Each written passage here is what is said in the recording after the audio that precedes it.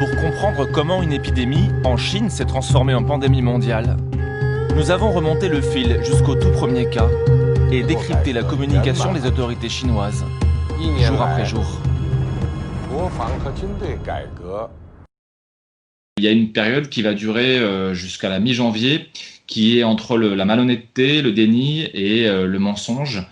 Les autorités locales, elles n'ont pas voulu voir cette vérité. Elles n'ont pas voulu admettre qu'il y avait un début d'épidémie, que c'était grave, que ce virus n'était pas le SRAS, qu'il était plus contagieux.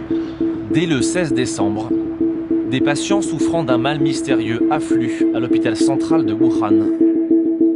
La première à s'en inquiéter est le docteur Ai Fen, la chef des urgences. Aucun médicament ne soulage ces patients atteints de forte fièvre et d'une toux sèche. Elle demande des analyses à un laboratoire à Pékin. Coronavirus, SRAS, transmission possible par postillon à courte distance ou par le toucher. À la suite de quoi, elle a été sommée par la hiérarchie, sa hiérarchie à l'hôpital, qui lui a dit « ce type d'information ne doit pas être rendu public. Vous demandez à votre équipe soignante de retirer tous les masques, les gants et les charlottes. » On lui dit même, si cette information se répand, il faudra trouver un coupable, un responsable. Les chefs au niveau local, la police, le Parti communiste, n'avaient pas envie de perturber l'agenda politique des premières semaines à Wuhan. Il y avait des réunions du Parti communiste très importantes, il y avait des rassemblements officiels comme un banquet, par exemple, de 40 000 personnes à Wuhan.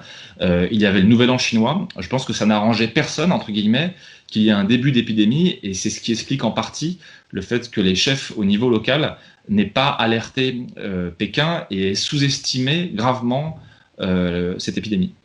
Est-ce par peur d'effrayer la population ou de ternir l'image du pays? La Chine continue de nier la contagion d'homme à homme. Il faudra attendre le 20 janvier pour que la Chine change radicalement de discours. Elle admet enfin publiquement que le coronavirus se transmet bel et bien entre humains. C'est un pneumologue, héros de la crise du SRAS en 2003, qui est chargé de l'annoncer en direct. Cette déclaration marquerait la reprise en main de la crise par le pouvoir central de Pékin, d'après Laurie Garrett. Et donc, sans surprise, les jours suivants, on est passé de 48 cas à plus de 400 cas. Donc, dès l'instant où Pékin et Xi Jinping reprennent en main ce dossier, ce qui va beaucoup changer, c'est la communication politique. Pékin va vouloir rassurer sa population.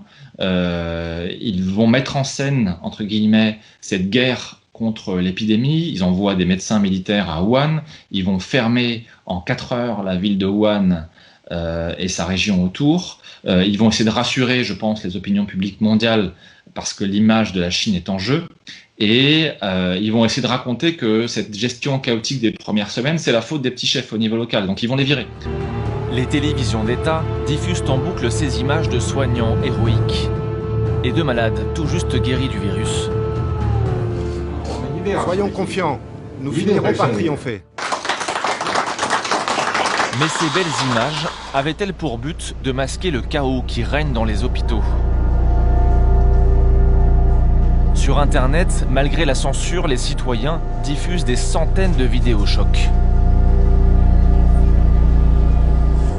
Les plus engagés, ce sont 2 citoyens journalistes, Fang Bin et Chen Shouche.